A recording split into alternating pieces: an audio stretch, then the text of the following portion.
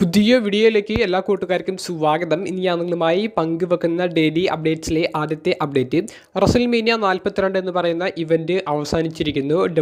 ചരിത്രത്തിലെ ഏറ്റവും വലിയ ഇവൻ്റായ റസൽമേനിയ 42 അവസാനിച്ചതിന് ശേഷം ബ്രോക്ക് ലെസ്നറിൻ്റെ വിരമിക്കൽ പ്രഖ്യാപനമാണ് നമ്മളെ എല്ലാവരെയും ഞെട്ടിപ്പിച്ച വലിയൊരു ടോക്കിംഗ് പോയിന്റ് എന്ന് പറയുന്നത്. അൺഎക്സ്പെക്റ്റഡ് ആയിട്ടുള്ള ബ്രോക്ക് ലെസ്നറിൻ്റെ ഈ ഒരു പ്രഖ്യാപനം വലിയ ഞെട്ടലോട് കൂടിയിട്ടാണ് ആരാധകർ സ്വീകരിച്ചത്. ബ്രോക്ക് ലെസ്നർ ഇമോഷണലായിട്ട് അദ്ദേഹം ആ ഗ്ലൗസ് ഊരുന്നതും ബൂട്ട്സ് ഊരുന്നതും ഒക്കെ കാണുമ്പോൾ നമ്മൾ വളരെ വിഷമത്തോട് കൂടിയിട്ടാണ് അത് സ്വീകരിച്ചതും. അപ്പോൾ ബ്രോക്ക് ലെസ്നർ എന്തുകൊണ്ട് റസൽമേനിയ 42 അൺഎക്സ്പെക്റ്റഡ് ആയിട്ടുള്ള ഒരു റിട്ടയർമെൻറ്റ് പ്രഖ്യാപനം നടത്തി, റസൽമേനിയ എന്ന് പറയുന്ന ബിഗ്ഗസ്റ്റ് ഷോ എന്തുകൊണ്ട് ബ്രോക്ക് ലെസ്നർ അതിനുവേണ്ടി തിരഞ്ഞെടുത്തു എന്നുള്ളതാണ് നമ്മൾ ഇനി പങ്കുവെക്കാൻ പോകുന്നത്. അതിന് കുറച്ച് കാരണങ്ങളാണ് ഉള്ളത്.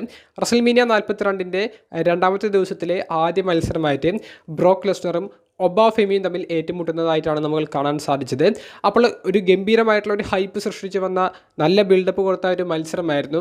27 വയസ്സ് മാത്രം പ്രായമുള്ള ഒബാഫെമി അടുത്ത ബ്രോക്ക് ലെസ്നർ എന്നുള്ള ഒരു നിലയിലേക്ക് ഉയർന്നു വരാൻ സാധ്യത കൂടുതലുള്ള ഒരു മത്സരമായതുകൊണ്ടും വലിയൊരു ബിൽഡപ്പ് ഈ മത്സരത്തിന് കൊടുത്തതുകൊണ്ട് തന്നെ വലിയ പ്രതീക്ഷ ആരാധകർക്കുണ്ടായിരുന്നു. പക്ഷേ ഒരു 5 മിനിറ്റിന് താഴെ മാത്രമാണ് മത്സരം കാണാൻ സാധിച്ചത്. ആ 5 മിനിറ്റ് ആരാധകരെ കോരിത്തെരിപ്പിക്കുന്ന മുഹൂർത്തങ്ങളിലൂടെയാണ് മത്സരം പോയത്.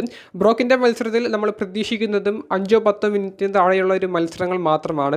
അതുമാത്രമാണ് ഇവിടെ ലഭിച്ചതും. ബ്രോക്ക് പരാജയപ്പെട്ടു എന്നുള്ളതല്ല, അതിനുശേഷമുള്ള ആ പ്രഖ്യാപനമാണ് നമ്മളെ ഞെട്ടിപ്പിച്ചത്. അതിൽ ഒന്നാമത്തേത് പാസ് ദ ടോർച്ച് എന്ന് പറയുന്ന ഒരു മൊമെൻ്റാണ്. തൻ്റെ പിൻഗാമിയെ ബ്രോക്ക് കണ്ടെത്തിയിരിക്കുന്നു. അല്ലെങ്കിൽ ക്രിയേറ്റീവ് ടീം അടുത്ത ബ്രോക്ക് ലെസ്നറിനായിട്ട് കാണുന്നത് ആരെയാണ് എന്നുള്ളത് വളരെ വ്യക്തമായി പറഞ്ഞിരിക്കുന്നു.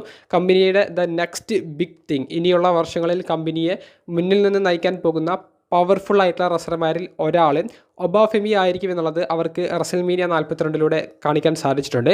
അത് റസൽമേനിയ 42 കാണിക്കാൻ സാധിച്ചപ്പോൾ ബ്രോക്കിൻ്റെ റിട്ടയർമെൻറ്റും കൂടി അവർ നടത്തിയിരിക്കുന്നു. അതായത് തൻ്റെ പിൻഗാമിക്കെതിരെയുള്ള മത്സരത്തിൽ താൻ പരാജയപ്പെട്ടിരിക്കുന്നു. അതുകൊണ്ട് തന്നെ താൻ ഇനി റിങ്ങിൽ തുടരുന്നതിൽ അർത്ഥമില്ല, തന്നേക്കാൾ പവർഫുൾ ആയിട്ടുള്ള യുവതാരങ്ങൾ കയറി വരുന്നു എന്നുള്ളത് മനസ്സിലാക്കിക്കൊണ്ട് ബ്രോക്ക് ലെസ്നർ അൺഎക്സ്പെക്റ്റഡ് ആയിട്ടുള്ള ഒരു വിരമിക്കൽ പ്രഖ്യാപിച്ചു എന്നുള്ളത് അദ്ദേഹത്തിൻ്റെ കഥാപാത്രത്തെ മുൻനിർത്തിക്കൊണ്ട് പറയാൻ സാധിക്കുന്ന ഒരു പോയിന്റ് ഓഫ് വ്യൂ ആണ്.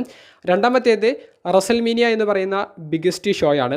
ബ്രോക്ക് ലെസ്നർ എന്ന് പറയുന്ന പേര് കോമ്പാക്റ്റ് സ്പോർട്സിൽ എത്രത്തോളം വിലപ്പെട്ടതാണെന്നും എത്രത്തോളം മൂല്യമേറിയതാണെന്നും നമുക്കെല്ലാവർക്കും അറിയാം. അപ്പോൾ അദ്ദേഹത്തിൻ്റെ ഒരു റിട്ടയർമെൻറ്റ് മാച്ച് അല്ലെങ്കിൽ അദ്ദേഹത്തിൻ്റെ കരിയറിലെ ഒരു അവസാന മത്സരം നടക്കേണ്ടത് ഒരു സാറ്റർഡേ നൈറ്റ് മെയിൻ ഇവൻറ്റിലോ അല്ലെങ്കിൽ സാധാ ഒരു പ്രീമിയം ലൈവ് ഇവൻറ്റിലോ ഒന്നുമല്ല.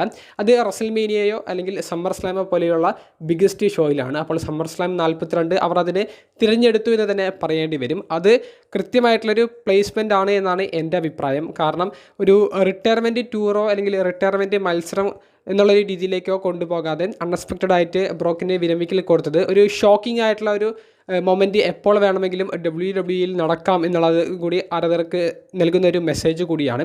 അപ്പോൾ റസൽമേനിയയിൽ ബ്രോക്ക് പരാജയപ്പെട്ടത് അത് റസൽമേനിയ എന്ന് പറയുന്ന ഷോയിൽ എന്തും നടക്കാം എന്നുള്ള ഒരു രീതിയിലേക്ക് ആരാധകർക്കിടയിൽ ആ ഒരു മെസ്സേജ് ഡെലിവർ ചെയ്യുക എന്നുള്ളൊരു അർത്ഥം കൂടിയുണ്ട്. മൂന്നാമത്തേത് ബ്രോക്ക് ലെസ്നറിൻ്റെ കഥാപാത്രത്തിൻ്റെ രീതിയാണ്. അതായത് ബ്രോക്ക് ലെസ്നർ ജോൺസിനെ പോലെയുള്ള ഒരു സൂപ്പർ താര പദവിയുള്ള റെസ്ലറാണ്. പക്ഷേ ജോൺസിനേതുപോലെയോ അല്ലെങ്കിൽ AJ സ്റ്റൈൽസിൻ്റേതുപോലെയോ മുൻകൂട്ടിയെ റിട്ടയർമെൻറ്റ് പ്രഖ്യാപിച്ച് ഈ റിട്ടയർമെൻറ്റ് ടൂറ് അല്ലെങ്കിൽ റിട്ടയർമെൻറ്റിൽ അദ്ദേഹത്തിൻ്റെ അവസാന എതിരാളികളെ നേരിടുന്ന ഒരു രീതി ബ്രോക്കിൻ്റെ കഥാപാത്രത്തിന് ഒരിക്കലും യോജ്യമാകുന്നതല്ല. അത് ക്രിയേറ്റീവ് ടീമിന് കൃത്യമായിട്ട് അറിയാം. ബ്രോക്ക് ലെസ്നർ വീക്ക്ലി എപ്പിസോഡ്സായ റോയിലോ സ്മാക്ഡൗണിലോ വന്ന് മത്സരിക്കാറില്ല. എന്തിനേറെ ചെറിയ പ്രീമിയം ലൈവ് ഇവൻറ്റുകളിൽ പോലും ബ്രോക്ക് ലെസ്നർ ചാമ്പ്യനായിട്ടിരിക്കുമ്പോൾ പോലും അദ്ദേഹം ടൈറ്റിൽ ഡിഫൻസ് നടത്താറില്ല. അങ്ങനെയുള്ളൊരു ബ്രോക്ക് ഈ ഒരു പ്രായത്തിൽ 47 വയസ്സ് ഏകദേശം ഉണ്ടെന്ന് തോന്നുന്നു. ആ ഒരു പ്രായത്തിൽ വന്നിട്ട് അദ്ദേഹം റിട്ടയർമെൻറ്റ് ടൂറിൻ്റെ ഭാഗമായിട്ട് മത്സരിക്കുമെന്ന് നമ്മൾ കരുതിയാൽ നമ്മൾ മണ്ടന്മാരാണെന്ന് പറയേണ്ടി വരും. അപ്പോൾ ജോൺസണയുടെ പോലെയുള്ള ഒരു താരപദവി ഉണ്ടെങ്കിൽ പോലും അത്തരത്തിലുള്ള ഒരു റിട്ടയർമെൻറ്റ് ടൂറ് ബ്രോക്കിൻ്റെ കഥാപാത്രത്തിനനുസരിച്ച് നടത്താൻ സാധിക്കില്ല എന്നുള്ളതുകൊണ്ട് തന്നെ അൺഎക്സ്പെക്റ്റഡ് ആയിട്ടുള്ള ഒരു റിട്ടയർമെൻറ്റ് പ്രഖ്യാപനമാണ് ബ്രോക്ക് ലെസ്നറിൻ്റെ കഥാപാത്രത്തിന് എപ്പോഴും അനുയോജ്യമായിട്ടുള്ളത്. ബ്രോക്കിൻ്റെ കഥാപാത്രത്തിൻ്റെ ഒരു രീതിയും അൺഎക്സ്പെക്റ്റഡ് ആയിട്ടുള്ള കാര്യങ്ങൾ ചെയ്യുക എന്നുള്ളതാണ്. അതുകൊണ്ടാണ് അദ്ദേഹത്തെ എല്ലാവരും പേടിക്കുന്ന ഒരു കഥാപാത്രമായി നമ്മൾ വിലയിരുത്തുന്നത്. ബ്രോക്ക് വന്നാൽ എന്തും സംഭവിക്കാം. അപ്പോൾ ബ്രോക്ക് ഈ എടുത്ത തീരുമാനത്തിൽ ആ കഥാപാത്രത്തിൻ്റെ ഒരു പോയിന്റ് ഓഫ് വ്യൂവിൽ അത് കൃത്യമായിട്ടുള്ളൊരു ഡിസിഷൻ ആണെന്ന് തന്നെ പറയേണ്ടി വരും. അപ്പോൾ ഈ ഒരു കാരണങ്ങൾ കൊണ്ടൊക്കെയാണ് ബ്രോക്ക് ലെസ്നർ റസൽമേനിയ 42 അൺഎക്സ്പെക്റ്റഡ് ആയിട്ടുള്ള ഒരു വിരമിക്കൽ പ്രഖ്യാപനം നടത്തിയത് എന്നാണ് എൻ്റെ അഭിപ്രായം. പലർക്കും ഇപ്പോഴും ഇത് ഉൾക്കൊള്ളാൻ സാധിച്ചിട്ടില്ല. പലരും ഇത് സ്റ്റോറി ലൈൻ്റെ ഭാഗമാണ്, ബ്രോക്ക് ഇനിയും മത്സരിക്കും, സമ്മർ സ്ലാമിൽ വന്ന് മത്സരിക്കുമെന്നൊക്കെ കരുതുന്നവരുണ്ട്. ബ്രോക്ക് ആ ഗ്ലൗസ് ഊരുന്നതും ബൂട്ട്സ് ഊരുന്നതും എന്തിന് ആ ബ്രോക്ക് കരയുന്ന മൊമെൻറ്റും പോൾ ഹേമൻ അടക്കം ഇപ്പോൾ സോഷ്യൽ മീഡിയയിൽ പങ്കുവെക്കുന്ന അപ്ഡേറ്റ്സും അനുസരിച്ച് ബ്രോക്ക് ലെസ്നർ വിരമിച്ചു കഴിഞ്ഞു. ESPN പോലെയുള്ള നമുക്ക് ഏറ്റവും വിശ്വസിക്കാൻ സാധിക്കുന്ന എല്ലാ വെബ്സൈറ്റുകളും ബ്രോക്ക് ലെസ്നറിൻ്റെ റിട്ടയർമെൻറ്റ് കൺഫേം ചെയ്തിട്ടുള്ള റിപ്പോർട്ടുകളും നിലവിൽ പുറത്തേക്ക് ഇറക്കിയിട്ടുണ്ട്. അപ്പോൾ ഇത് അവർ മുൻകൂട്ടി പ്ലാൻ ചെയ്തതാണ്. ഒബാഫെമിയെ തൻ്റെ എതിരാളിയായിട്ട് റസൽമേനിയ 42 വേണമെന്നുള്ളത് ബ്രോക്ക് അങ്ങോട്ട് ക്രിയേറ്റീവ് ടീമിനോട് ചോദിച്ചു വാങ്ങിയതാണ് എന്നാണ് നമുക്കിപ്പോൾ അറിയാൻ സാധിക്കുന്നത്. അപ്പോൾ ബ്രോക്കിനറിയാം തൻ്റെ പിൻഗാമി ഇപ്പോൾ വളർന്നു വരുന്നുണ്ട്. അപ്പോൾ അദ്ദേഹത്തിനെതിരെ ഒരു സ്ക്വാഷ് മാച്ച് ആണെങ്കിൽ പോലും കളിച്ച് പരാജയപ്പെട്ട് താൻ തൻ്റെ ഗ്ലൗസ് ഊരുന്നത്, ആ അരങ്ങിൽ നിന്ന് വിട പറയുന്നത്, അതാണ് തൻ്റെ ഏറ്റവും മികച്ചൊരു മുഹൂർത്തം, തൻ്റെ റിട്ടയർമെൻറ്റ് ലഭിക്കാവുന്ന ഏറ്റവും വലിയൊരു നിമിഷമെന്ന് മനസ്സിലാക്കിയ ബ്രോക്ക് അത് റസൽമേനിയയിൽ സെലക്ട് ചെയ്യുകയായിരുന്നു എന്നാണ് നമുക്ക് മനസ്സിലാക്കാൻ സാധിച്ചിട്ടുള്ളത്. അപ്പോൾ ഇതുകൊണ്ടൊക്കെയാണ് ബ്രോക്ക് വിരമിച്ചത്. നിങ്ങളുടെ അഭിപ്രായങ്ങൾ കമൻറ്റ് ബോക്സിൽ രേഖപ്പെടുത്തുക. രണ്ടാമത്തെയും അവസാനത്തേതുമായ അപ്ഡേറ്റ് പുതിയ വേൾഡ് ഹെവി വെയ്റ്റ് ചാമ്പ്യനായ റോമൻ റെയിൻസിനെ സംബന്ധിച്ചാണ്. റസൽമേനിയ 42 മെയിൻ ഇവൻറ്റ് മത്സരത്തിൽ രണ്ടാമത്തെ ദിവസത്തിൽ നിലവിലെ ചാമ്പ്യനായ CM പങ്കിന് one of the best match, ഈ കൊല്ലത്തിലെ ഏറ്റവും മികച്ച മാച്ചുകളിൽ ഒന്ന് കളിച്ചുകൊണ്ട് റോമൻ റെയിൻസ് അദ്ദേഹത്തെ ക്ലീനായി പരാജയപ്പെടുത്തി പുതിയ വേൾഡ് ഹെവി വെയ്റ്റ് ചാമ്പ്യൻ ആകുന്നതാണ് നമുക്ക് കാണാൻ സാധിച്ചത്. ഗംഭീരമായിട്ടുള്ള സ്റ്റോറി പറഞ്ഞു പോയ, ഗംഭീരമായിട്ടുള്ള നിമിഷങ്ങൾ നമുക്ക് മുന്നിലേക്ക് കാഴ്ചവെച്ച, ഗംഭീര പ്രകടനം രണ്ടുപേരും ചെയ്ത മത്സരത്തിൽ പുതിയ വേൾഡ് ഹെവി വെയ്റ്റ് ചാമ്പ്യൻ ആകുന്നതോടുകൂടി റോമൻ റെയിൻസിൻ്റെ കയ്യിലേക്ക് മറ്റൊരു വേൾഡ് ചാമ്പ്യൻഷിപ്പും കൂടി എത്തുന്നതോടുകൂടി ആരാധകർക്ക് വലിയ പ്രതീക്ഷയുണ്ട്. അതുപോലെ തന്നെ ആരാധകർക്ക് വലിയൊരു ഞെട്ടലുമുണ്ട്. റോമൻ റെയിൻസിൻ്റെ അദ്ദേഹത്തിൻ്റെ ആ ഒരു അൺഡിസ്പ്യൂട്ടഡ് ടൈറ്റിൽ റണ്ണിൻ്റെ അവസാന വർഷങ്ങളിലെ ആ ഒരു പോക്ക് എങ്ങനെയാണെന്ന് നമുക്കറിയാം. അദ്ദേഹം പക്കാ പാർട്ട് ടൈമർ ആയിരുന്നു. ആ രീതിയിലേക്കായിരിക്കുമോ റോമൻ റെയിൻസ് ഇനിയും പോകാൻ പോകുന്നത് എന്നുള്ളതാണ് എല്ലാവരും ചോദിക്കുന്നത്. ഇപ്പോൾ തന്നെ റോമൻ റെയിൻസ് റോയൽ റംബിളിലെ മത്സരത്തിന് ശേഷം റസൽമേനിയയിലാണ് മത്സരിക്കാൻ ഇറങ്ങിയത്. വീക്ക്ലി എപ്പിസോഡ്സിലൊന്നും മത്സരിക്കുന്നില്ല. അതിൻ്റെ ഇടയിലുള്ള എലിമിനേഷൻ ചേംബർ പോലെയുള്ള ഇവൻറ്റ്സിലോ സാറ്റർഡേ നൈറ്റ് മെയിൻ ഇവൻറ്റിലോ ഒന്നും റോമൻ റെയിൻസ് മത്സരിക്കുന്നില്ല. അങ്ങനെ ഒരു താരത്തിൻ്റെ കയ്യിലേക്ക് ഇപ്പോൾ ഈ ഒരു വേൾഡ് ഹെവി വെയ്റ്റ് ചാമ്പ്യൻഷിപ്പ് എത്തുമ്പോൾ അത് പിന്നെയും പാർട്ട് ടൈം റെസ്ലറിലേക്ക് ചാമ്പ്യൻഷിപ്പ് കൊടുക്കുന്നതിന് തുല്യമല്ലേ? ആ ഒരു ചാമ്പ്യൻഷിപ്പിൻ്റെ വില പിന്നെയും കുറഞ്ഞു പോകില്ലേ എന്നുള്ളതാണ് എല്ലാവരും ഒരു ആശങ്ക പ്രകടിപ്പിക്കുന്ന ഒരു കാര്യം. അതിന് കൃത്യമായിട്ടുള്ളൊരു വ്യക്തത റസൽമേനിയ 42 എന്ന് പറയുന്ന ഇവൻറ്റ് കഴിഞ്ഞതിന് ശേഷമുള്ള പോസ്റ്റ് ഷോയിൽ റോമൻ റെയിൻസ് തന്നെ വെളിപ്പെടുത്തിയിട്ടുണ്ട്.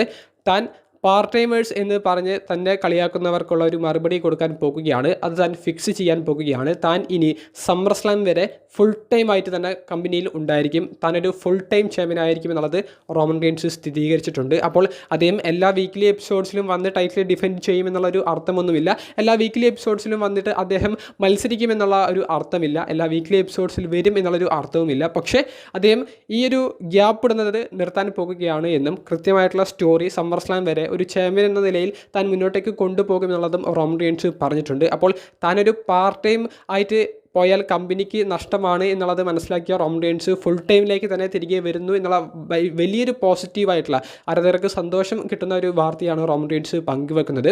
കൂടാതെ റോമൻ റെയിൻസിൻ്റെ അടുത്ത ബിഗ് ചലഞ്ചർ എന്ന് പറയുന്നത് ആരാണെന്നുള്ളതും പോസ്റ്റ് ഷോയിൽ കൺഫേം ആയിട്ടുണ്ട്. ബ്രോക്കിനെ പരാജയപ്പെടുത്തിക്കൊണ്ട് ഒബാഫെമി OTC റോമൻ റെയിൻസിനെ വെല്ലുവിളിക്കുന്നതും നമുക്ക് ഉടനെ കാണാമെന്ന് പറഞ്ഞതിനുള്ള ഒരു മറുപടിയും റോമൻ റെയിൻസ് പോസ്റ്റ് ഷോയിൽ ഒബാഫെമിക്ക് കൊടുക്കുന്നുണ്ട്. പോസ്റ്റ് ഷോയിൽ ഒബാഫെമി നടത്തിയ ചലഞ്ചിന് അതേ ഒരു പ്രോഗ്രാമിൽ വെച്ച് റോമൻ റെയിൻസ് കൊടുക്കുന്ന മറുപടിയും ഇങ്ങനെയാണ്: നീ ബ്രോക്കിനെ പരാജയപ്പെടുത്തിയത് വലിയൊരു കാര്യമാണ്. ഞാൻ നിനക്ക് മുൻപ് ഇതും ചെയ്തിട്ടുണ്ട്.